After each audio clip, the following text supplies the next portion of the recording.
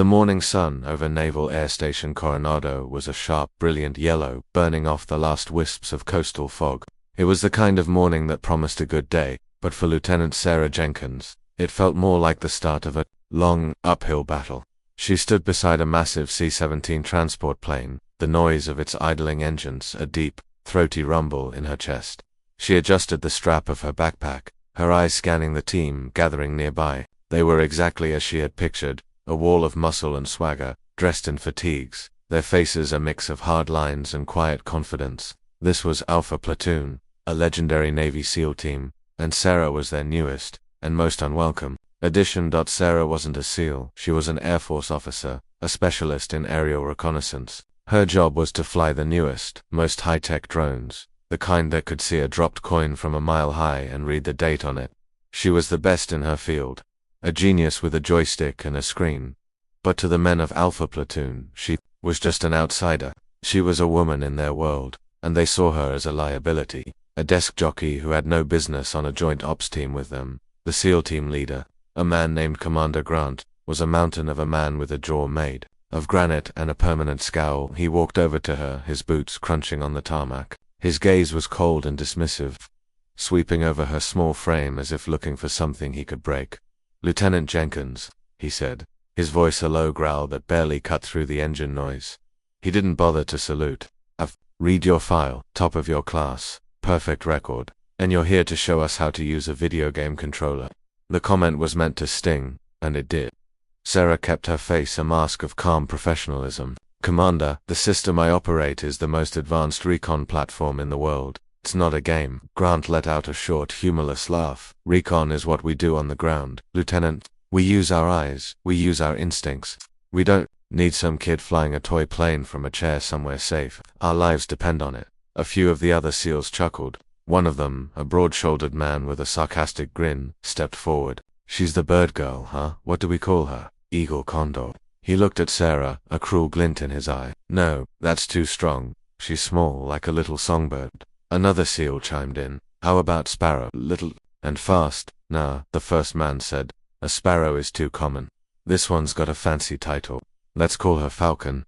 All flashy and fast in the air, but useless on the ground." The nickname caught on immediately.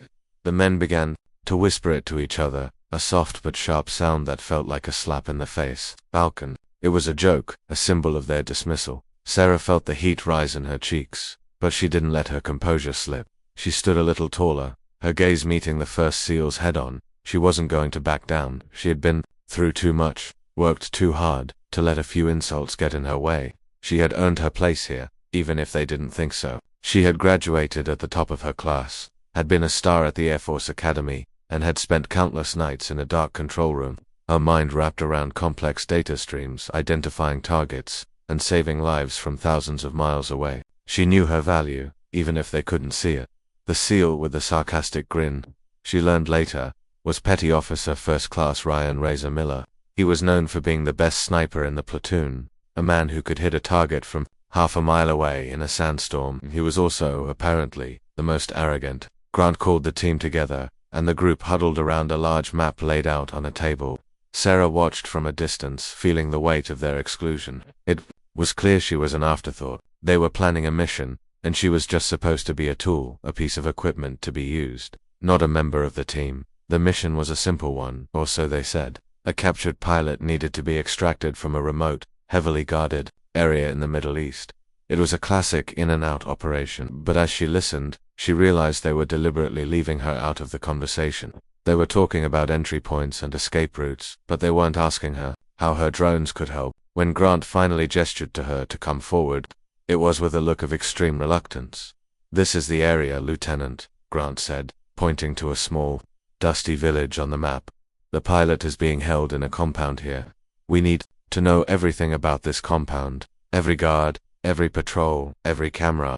We need to know if there are any tunnels or underground passages. We need to know the temperature of the ground at every hour of the day. We need a full, complete, real-time picture of everything, all the time." He looked at her, his eyes full of condescending challenge. "Can your recon platform handle that?" The task was impossible. The village was known for its radio and GPS jamming, and the compound was a fortress, built to withstand everything from drone surveillance to airstrikes. The demands he was making were beyond what most systems could handle. He was setting her up to fail, to prove his point that she didn't belong. He wanted her to fold, to admit defeat and retreat back to her secure little room. But Sarah knew her system better than anyone, and she knew its hidden strengths. It wasn't just about the cameras, it was about the signals, the thermal signatures, the way she could stitch together a picture from 100 different data points that no one else could even see. "Yes, Commander," she said, her voice steady and clear. "My system can handle that, and I'll have it ready by morning." She didn't flinch, didn't hesitate. She looked him straight in the eye, a silent challenge in her own gaze. The SEALs around her fell silent. They had expected her to stammer, to say it was too much, to be afraid. Instead, she had accepted the challenge with quiet confidence. Razor the sniper raised an eyebrow, a flicker of something that wasn't quite respect, but wasn't quite mockery either. It was curiosity. A small, dangerous part of him wondered if she might actually pull it off. He had never seen a person so small carry so much steel in her voice. That night, as the other SEALs laughed and joked in the mess hall, Sarah was alone in the quiet hum of her control room. She had a half-eaten sandwich on the desk, forgotten. Her fingers danced across the keyboard, her eyes glued to 3 large monitors. She wasn't just watching a video feed, she was sifting through data, her mind connecting dots that most people couldn't even see. She was the one who was truly flying. Her mind was the wings, her fingers the rudders. She was the Falcon, not because they had mocked her with the name, but because it was who she was. She was the eyes in the sky, the silent watcher, the one who saw everything. She worked through the night, a single-minded focus that blocked out the world. The challenges Grant had laid out were real, but she had a few tricks up her sleeve. She had developed her own software, a secret project she'd been working on for months, a program that could cut through the jamming and interference, a tool that could turn impossible data into a clear, sharp picture. By the time the sun began to rise again, painting the sky in soft shades of orange and pink, she had a full report. She had a 3D model of the compound, a full breakdown of the guard shifts, and a detailed map of every single exit point, including a secret, forgotten tunnel that she had found using thermal imaging. She printed the report, a thick stack of papers and images, and walked into the morning briefing with a quiet sense of purpose. The SEALs were already there, drinking coffee, and talking in low tones. Grant was at the head of the table, his face as grim as ever. He barely looked up when she walked in. "Lieutenant Jenkins," he said, his voice flat, "do you have anything for us?" Sarah placed the report on the table. It made a solid, heavy thump. The men looked at it, their eyes widening slightly. They had expected a single sheet, a grainy picture at best. What they got was a detailed, professional, and thorough analysis. She walked them through the report, her voice calm and clear, pointing out details they had missed. She showed them the guard shifts, the patrol routes, and the secret tunnel. She showed them the thermal image that proved the tunnel was used, and she showed them a picture of the pilot, alive and well. In a tiny cell in the back of the compound, the room was silent. Grant picked up the report, his eyes scanning the pages. He was looking for a flaw, a mistake, something he could use to dismiss her. He didn't find one. He looked at Sarah, a new expression on his face. It wasn't respect yet. It was something more basic, more primal. It was a recognition of a dangerous talent. He still saw her as a liability, but now he saw her as a dangerous, unpredictable one. He looked at her, his lips pressed into a thin line. He wanted to say something, to take away her triumph, but there was nothing to say. He simply put the report down, a sense of quiet frustration in his face. He wouldn't give her praise, but the unspoken message was clear. She had earned her place at the table, for now. He looked over at Razor, the sniper, who simply gave a small, slow shake of his head. He was surprised. The rest of the team shifted in their seats, their faces a mixture of confusion and grudging respect. The mockery was not gone, but it was quieter now, a small, distant echo. Sarah took her seat at the table, the seat they hadn't wanted her to have. She didn't smile, she didn't gloat, she simply sat down, ready to work. The nickname still hung in the air, a whisper on the wind, but now it felt different. It was no longer a mockery. It was a challenge. And Sarah the Falcon was ready to meet it. Unbeknownst to her, a single, strange image in her thermal scan of the compound had a faint shadow in it, one she couldn't explain. She dismissed it as an error in the feed, a simple glitch.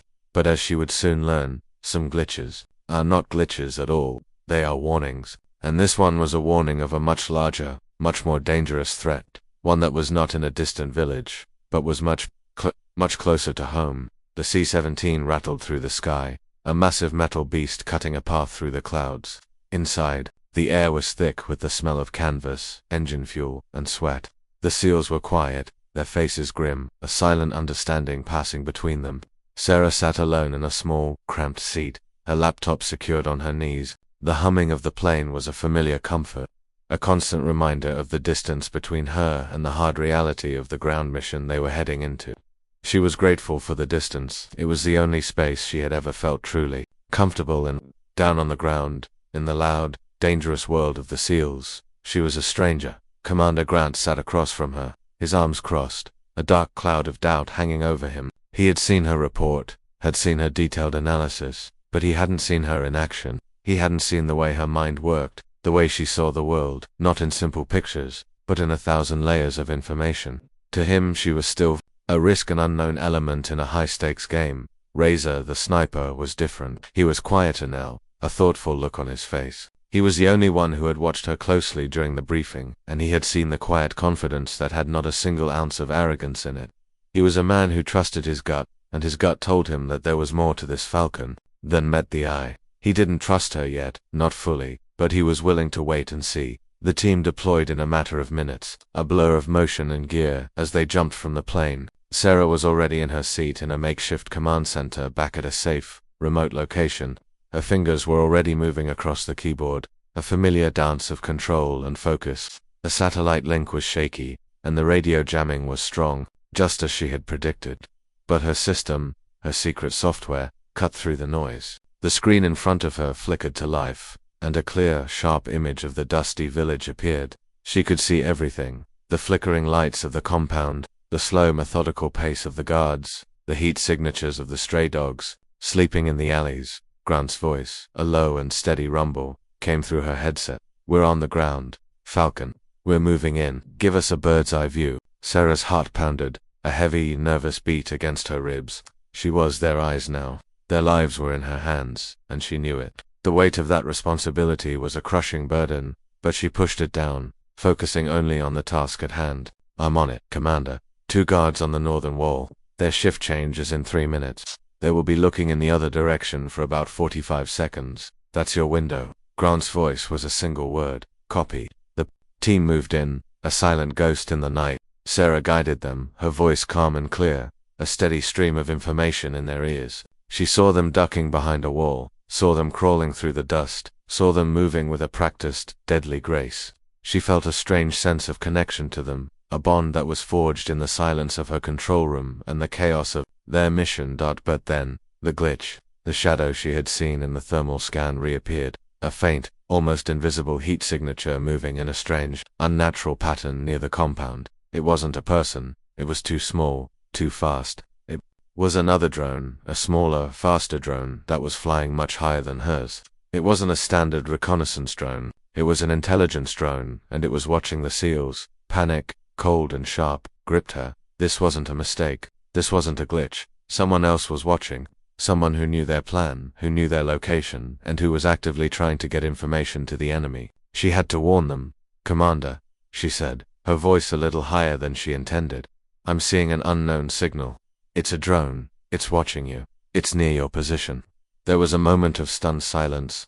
Then, Grant's voice, a tight, angry sound. "That's impossible, Falcon. The jamming is too strong. Nothing could get through." "My system can," she shot back, a flash of frustration in her voice. "And so can theirs. It's not one of ours. It's not a standard enemy drone either. It's highly advanced. It's trying to track your movements. You need to change your approach now." She didn't give him time to argue. She was a woman of action, and she had already calculated their options. She saw an old, half-buried irrigation ditch that ran parallel to their current path. It was a long shot, but it was their only chance. "Move now, Commander," she said, her voice now a command, not a suggestion. "Take the irrigation ditch. It's a 10-minute detour, but it'll get you out of their line of sight. The tunnel is your only way in. The enemy is expecting you at the main gate." She could hear the static on the other end of the line. She knew he was hesitating, arguing with the other men. He was a man of a fixed plan, and she was asking him to throw it all away on a hunch from the bird girl. Then, she heard a voice she hadn't heard before, a quiet, measured voice. It was Razor. "Commander," he said, his voice calm and clear. She saw the tunnel. She saw the patrol routes. She saw everything. I say we trust her. That was all it took. Grant's voice came back, a reluctant, grudging surrender. We're in the ditch. Falcon, you'd better be right. Sarah didn't waste a moment. She guided them through the ditch, her eyes glued to the screens, watching the unknown drone pass over their old position, a small, blind eye searching for a ghost. She had saved them. She had saved their lives. And she had done it with a joystick and a screen a world away from the dust and the danger. The team reached the compound and found the secret tunnel she had identified. The entrance was old, covered in dirt and rubble, but it was there. They moved in, and in a matter of minutes, the pilot was free. The mission was a success. A clean, silent operation that had gone off without a hitch, and it was all because of her. Back at the command center, as the SEALs celebrated, Sarah's mind was still on the other drone. Her system had logged its unique signal, a faint digital fingerprint she could now trace. She knew its path, its flight time, and its origin. She saw that its signal had been bounced from a satellite, through a secure network, and was being controlled from a server farm in a small, quiet town in the United States, in a place called Fairhaven, Virginia. Her hands shook as she typed the location. This wasn't an enemy in a distant land. This was an enemy at home, a traitor, someone who had access to their secure network, someone who knew about their mission, and someone who had a much larger, much more dangerous plan in motion. The pilot extraction was just a distraction, a test. The real mission, the real danger, was still out there. It was a ghost in the machine, and she, the Falcon, was the only one who had seen it.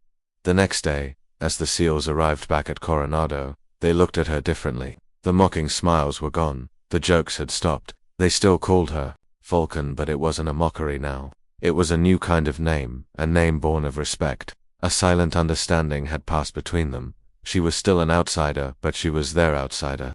She had earned her place. But Sarah wasn't thinking about them. Her mind was 1,000 miles away, in a small town in Virginia, where a new kind of war was just beginning. She knew she had to expose this new threat, no matter the cost, no matter the danger, and she knew she couldn't do it alone. She would need help from the very men who had mocked her, the very men who now saw her as one of their own. The victory of the rescue mission was short-lived for Sarah, while the other SEALs celebrated. Her mind was a whirlwind of worry and numbers, focused on the digital footprint she had uncovered. The next morning she was in the office of Colonel Hayes, a man whose face was as tired as the furniture in his room. The walls were lined with commendations and photos of old missions, a museum of a life spent in service. Sarah stood before his desk, the printed logs and data analyzers laid out in a neat stack. Her hands were steady, but her heart was beating a nervous rhythm against her ribs. She was back in the familiar territory of being dismissed, of having to prove herself. Colonel, she began, her voice crisp and professional. I've cross-referenced the unknown signal with our satellite feeds. The drone was being controlled from a server farm in Fairhaven, Virginia. The timing, the technology, it's too specific to be a coincidence. Someone in the United States, with access to our classified network, tried to compromise the mission. Colonel Hayes leaned back in his chair, his eyes scanning her report. He didn't look at her, but at the numbers and codes she had so meticulously gathered. He let out a long sigh, the sound of a man who had heard too many impossible stories. Lieutenant Jenkins, he said, his voice slow and heavy. We've had security audits. Our network is airtight. What you're describing, a mole using a ghost drone to spy on a mission, it sounds like something out of a cheap movie. He pushed the papers back toward her. It's more likely a system glitch, a rare interference pattern. You've been under a lot of pressure. It happens. Sarah's frustration flared hot and sharp. It wasn't a glitch, sir. It was a calculated attack. My system showed me its flight path. It showed me its signal bounce. Someone knew exactly where the team was. This isn't a mistake. The colonel's gaze finally settled on her, and it was the same look of condescending dismissal that Grant had given her just days before. Jenkins, I admire your dedication, but I don't want you chasing shadows. The mission was a success. We got the pilot back. That's all that matters. You're to lock down this data and not speak of it again. Understood. Sarah's shoulders slumped slightly. The injustice of it all was a heavy weight. She had been right about the drone, right about the mission, and yet, here she was, being told to forget what she had found. She felt a familiar ache of being underestimated, of her voice not mattering. She knew, deep in her gut, that this wasn't over. But she also knew that if she pushed it further, she would be reprimanded, maybe even removed from the program. Understood, sir, she said, her voice hollow. She walked out of the office, the weight of the secret now hers alone. She couldn't let it go. Too many lives were at stake, but she couldn't fight the entire system by herself. She needed an ally, someone who saw the world not just through the eyes of a soldier, but through the eyes of a hunter, and she knew exactly who to find. She found Razor on the shooting range, his face a mask of concentration as he expertly disassembled and reassembled his sniper rifle. The sound of gunfire echoed in the distance, a steady, rhythmic boom. He didn't look up. As she approached, they called it a glitch, she said, her voice low. My data, my logs, my evidence, all of it. Razor finished his task, his hands moving with practiced ease. He looked up at her, his eyes a steady, piercing blue. And you don't believe them? It wasn't a question. No, Sarah said, shaking her head. It's real. The drone was real. The pilot was just a test run. The real threat is still out there, in Fairhaven, Virginia, and no one wants to do anything about it. Razor wiped a bit of oil from his rifle. He looked at her, and for the first time, she saw a flicker of something she had never seen before, a deep, quiet respect. He had trusted her on the mission, had believed her when no one else did. He was a man of action, and he knew a real threat when he saw one. He believed her. Fairhaven. Huh, he said, a slow, dangerous smile spreading across his face. Quiet, little town, perfect place for a ghost to hide. So, what's the plan, Falcon? You want to go hunting? A thrill of relief, and a small jolt of fear, shot through her. She was not alone. We can't use official channels. They'll shut us down. We go alone. We find the server farm, we find the person behind the drone, and we expose them. Razor nodded. Looks like a little road trip is in order. Then, I'll make the arrangements. We'll be two civilians, taking a break from the grind. We'll be invisible. The next day, they were on the road, leaving the vast open skies of California for the humid green landscape of Virginia. There were two unlikely partners, the small, sharp-minded pilot and the large, silent sniper. They were an odd pair, but they shared a common bond, a belief in the truth, and a quiet rage against injustice. Fairhaven was a picture-perfect suburban town, tree-lined streets, white picket fences, and well-manicured lawns. It was the last place you'd expect to find a traitor to the country. But Sarah's data was clear. The server farm was in a nondescript office building on the edge of town, a modern glass and steel building that looked out of place among the quiet homes and small shops. Their cover was simple. They were a couple, taking a vacation, looking to buy a house in the area. They rented a car and a small, cozy apartment, and began their surveillance. They spent their days driving through the town, their eyes peeled, their minds focused.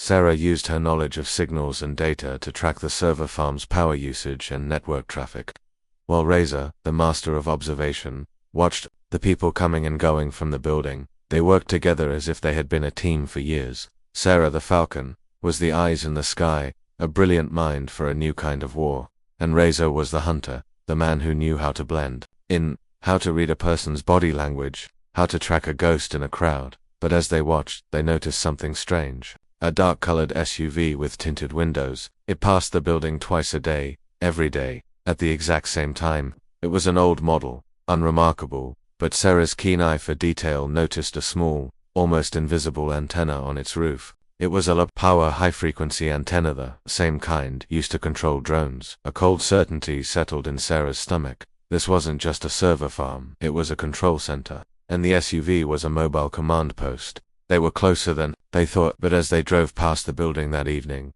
the SUV passed them again. This time, its windows rolled down for a brief second, and a face looked out at them. It was a face they didn't recognize, a cold, calculating face that held no emotion. And for a brief, chilling moment, their eyes met. The man in the SUV didn't just see them. He saw through their disguise. He knew who they were. The game had just become much, much more dangerous. The man in the SUV didn't smile, he didn't wave. His face was a mask of cold, unsettling calm as his eyes met Sarah's. It was a look that said, I know who you are, and I know what you're doing. The air in their rented sedan went thick with dread. The game was over. They had been discovered. Go, Razor said, his voice a low, urgent command. Now, turn left. Sarah didn't hesitate. She slammed her foot on the gas and whipped the car onto a side street, her hands tight on the steering wheel. She didn't look back. She didn't need to. She could feel the man's eyes on her, a chilling weight on her back. Razor was already on his phone, his large thumb flying across the screen. He was looking for escape routes, for a place to disappear in a town where they were no longer invisible. He knows, Sarah said, her voice tight with a mixture of fear and rage. He saw right through us. Yeah, Razor said, his eyes scanning the map on his phone. And he knows we know. This isn't a chase. This is a hunt. He's the predator, and we're the prey. He pointed to a small winding road on the screen. Take this. It leads to a state park. We can lose him in the woods. They drove for what felt like an eternity, the quiet streets of Fairhaven blurring into a green tunnel of trees and foliage. The state park was a vast, silent place, a world away from the manicured lawns and suburban peace. They parked the car in a small, empty lot and walked deep into the woods. The silence of the trees, a sudden, deafening presence after the roar of the engine. They sat on a fallen log, their breathing slowly returning to normal. Sarah's mind, usually so clear and precise, was a frantic jumble of thoughts. She had been so sure of her data, so certain she was right, but now, all she felt was the cold reality of the danger they were in. We have to get the word out, she said, her voice a low whisper. We have to tell someone. Who? Razor asked, his voice even. Colonel Hayes. He already dismissed you. He'll call us deserters. He'll say we're chasing ghosts. He'll say we've lost our minds. And he'll be right, in a way. We're two people, off the grid, with a hunch and a whole lot of trouble. On our hands, we have no proof. Sarah's eyes filled with frustration. My logs, my data, it's all there. And who controls the logs? Razor asked, his tone gentle but firm. Who controls the system you used? It's a classified network, Falcon. Anyone with the right codes could erase the evidence. By the time we get back, there won't be a single trace of that drone. The truth of his words hit her like a punch to the gut. He was right. Their only proof, their only weapon, was in the hands of the very people who had just dismissed them. They were alone. Sarah pulled out her phone, her fingers trembling as she typed in a name. She had a copy of the server farm's power usage data, and she was cross-referencing it with the local power company's public records. It was a long shot, a desperate attempt to find a link, a connection, a single shred of proof that couldn't be erased. She had to find the name of the owner of the server farm, the name of the man who ran the network. Razor watched her, his eyes focused and calm. We'll get him, Falcon, he said, his voice a low rumble. We'll get him, but first, we need to know who he is. As the sun began to set, painting the sky in a soft wash of orange and purple, Sarah's fingers finally stopped. She had it a name. The server farm was owned by a shell company, a fake corporation designed to hide the real owner. But the public records for the building's maintenance and utility bills pointed to a single person. Her heart sank as she read the name.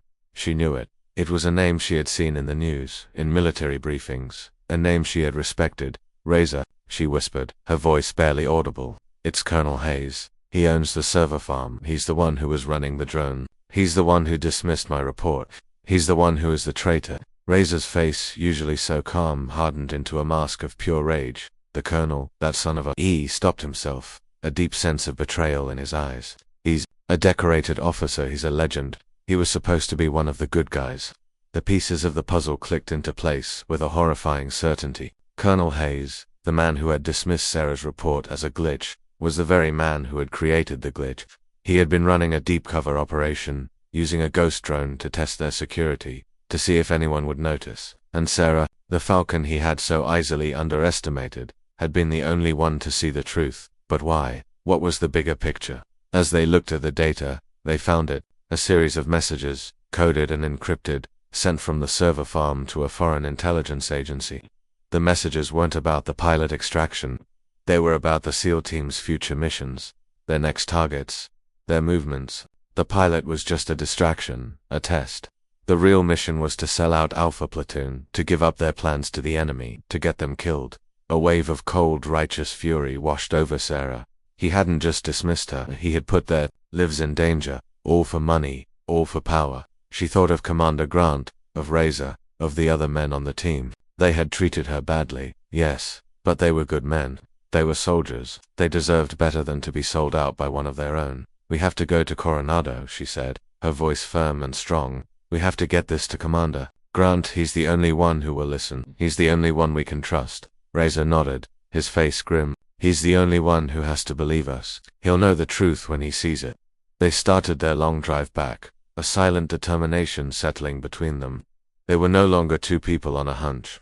They were a team on a mission A mission to expose a traitor and save the lives of the men who had once mocked them. As they drove through the night, a sense of quiet purpose settled over them. They were the hunted, yes, but they were also the hunters. And they, the Falcon and the Razor, were not going to lose that. As they got closer to the naval base, Sarah's phone, which she was using as a makeshift GPS, buzzed with a new message. It wasn't a text, it was a coded alert from her personal server, the one she used for her secret drone software. Someone was trying to delete her data, not just the drone logs, but all of it, her entire project. Colonel Hayes had discovered her secret server, and he was trying to erase her. To erase the proof, to erase her from existence. "He knows we're coming," she said, her voice filled with a cold dread. "He's not going to let us get there." They were a few miles from the base, the lights of Coronado, a distant, familiar glow on the horizon. But as they drove, the car's engine began to sputter and die. Razor tried to start it again, but it was no use. The engine was dead. They were a few miles from the base, on a dark, lonely road, and they were sitting ducks. They looked out the window, into the darkness, and saw a pair of headlights coming toward them, slow and steady. It was the same dark SUV from Fairhaven, the same cold, calculating man at the wheel. The hunt had come to an end. The predator had them cornered, and the Falcon had run out of sky. The headlights of the dark SUV grew larger, brighter, swallowing the darkness on the lonely road. The hum of its engine was a low, menacing growl, a sound that sent a shiver down Sarah's spine. Razor sat beside her, his body tense, his hand resting on the hilt of his combat knife. They were trapped, a few miles from safety, and the man, who wanted to silence them, was just moments away. The SUV stopped a few yards in front of their disabled sedan. The driver's side door opened, and a figure emerged, tall and broad-shouldered, a shadow against the bright lights. It was Colonel Hayes. He walked toward them, his hands in his pockets, a calm, almost serene smile on his face. He was the picture of an officer, confident and in control, a man who had everything under his thumb. "Lieutenant Jenkins," he said, his voice as smooth and polished as a newly minted medal. "Petty Officer Miller, fancy meeting you two out here. Car trouble." The mocking tone was like a slap. Sarah's fury, which had been a cold ember, now flared into a white-hot flame. He was a traitor, a man who had sold out his country, and he was standing there, acting as if they were old friends. "We know," Colonel Sarah said, her voice shaking with righteous anger. "We know about the server farm. We know about the drone. We know you sold us out." Hayes chuckled, a low, easy sound. "Sold you out? No, Lieutenant, I didn't sell you out. I simply helped you get a little bit of a head start on your journey to glory." He took a step closer, his eyes glinting. "In the dark, you see, the truth is, this isn't a game of good and evil. It's a game of money, of power. The SEALs, they get all the glory, the medals, the parades. But I get the money, and a lot of it. You put their lives in danger," Razor said, his voice a low, dangerous rumble. "You put us all in danger." "It was a test, a calculated risk," Hayes said, shrugging his shoulders as if it were a minor detail. "A small price to pay for a big payday. And you, Lieutenant Jenkins, you were the only one who saw the truth. A shame, really. I always knew you were a little bit too smart for your own good." He pulled his hands from his pocket. In one hand was a small, high-tech device, a remote. In the other was a simple handgun. "I'm sorry, but I can't have you going to Coronado. It would be messy, and I do hate a mess." Sarah's heart pounded in her chest. This was it. She looked at Razor, whose face was a mask of grim determination. He was ready to fight, to die if he had to. But she wasn't ready to give up, not yet. She thought of her data, of her logs, of her proof, and a strange, calm certainty settled over her. He had tried to delete her data, yes, but he had missed something. He had underestimated her one last time. "You're wrong, Colonel," she said, her voice steady and clear. "You didn't just get money, you got caught. And you didn't get all of my data." A look of genuine surprise flickered across Hayes's face. He pointed the remote at her. "It's gone, all of it. I watched it delete from my end. You have no proof." "My secret server," she said, a small, triumphant smile on her face. "You never found it. You found my work server, the one I use for official military files. My personal server, the one with all the real data, the raw data, the stuff I've been working on for years, that's on a separate network. You don't have the codes for it. And it's not just on the cloud. I have a hard copy, a physical hard drive, and it's not with me." Hayes's face, which had been so calm, now twisted with a mixture of fear and rage. He started to say something, but he was interrupted. The sound of more engines, not one, but many, filled the air. A whole line of headlights appeared behind him, a small army of vehicles, and then, a voice cut through the night, a voice that was both familiar and filled with a cold, righteous fury. "Drop the weapon." "Colonel Hayes," said Commander Grant. Hayes spun around, his face pale with shock. The SEAL team, the very men he had tried to sell out, were standing there, their faces grim, their weapons raised. Grant walked toward him, his face a hard mask of betrayal. He looked at Sarah and Razor, a flash of relief and respect in his eyes. What is this?" Hayes stammered, his polished facade finally cracking. "This," Grant said, his voice a low growl, "is the reason they call her Falcon. She doesn't just see what you want her to see, she sees everything. She knew you were coming. The car wasn't broken down, it was a signal. You ran right into a trap, Colonel. She sent us a coded distress call the minute you pulled out of Fairhaven. The engine sputtering was our cue to move in. You were a predator, but you were hunting in the wrong bird's nest." Hayes, defeated and caught, dropped the gun and the remote. He looked at Sarah, the small woman he had so easily dismissed, and saw not a bird, but a hawk. A hawk that had outsmarted him, outmaneuvered him, and brought him down. The police, who were waiting in the cars behind the SEALs, moved in to arrest him. As they led him away, Hayes's eyes met Sarah's one last time.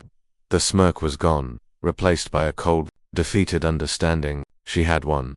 Back at Coronado, the next day the mood was different. The mockery was gone. The jokes had stopped. The men of Alpha Platoon were a new kind of quiet.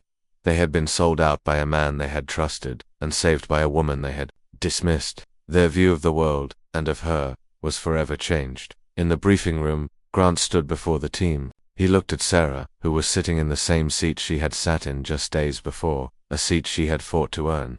He didn't say a word at first. He simply walked over to her, a single folded piece of paper in his hand. It was her Air Force commendation, a list of all her achievements. He held it out to her, and for the first time he gave her a proper military salute. He was a man of action, not words, and the gesture was more powerful than any speech. He looked at the rest of the team, then back at Sarah. "You earned this, Lieutenant," he said, his voice thick with a new, hard-won respect. "You earned this, not with a gun or a knife, but with your mind. We were wrong. You're not a liability, you're an asset. You're one of us." Then he looked at the team, a small, knowing smile on his face. "We called her Falcon, as a joke, but now, it's not a joke, it's a title. It's a name that means a predator, the one who sees everything from high up, who hunts silently and strikes true. The one we should have listened to from the very start." Sarah, the girl who had been mocked, underestimated, and dismissed, looked around the room. The men of Alpha Platoon, the legends, the heroes, were all looking at her with a new respect. The journey to justice and redemption was over. She was no longer just Lieutenant Sarah Jenkins. She was Falcon. And she was home.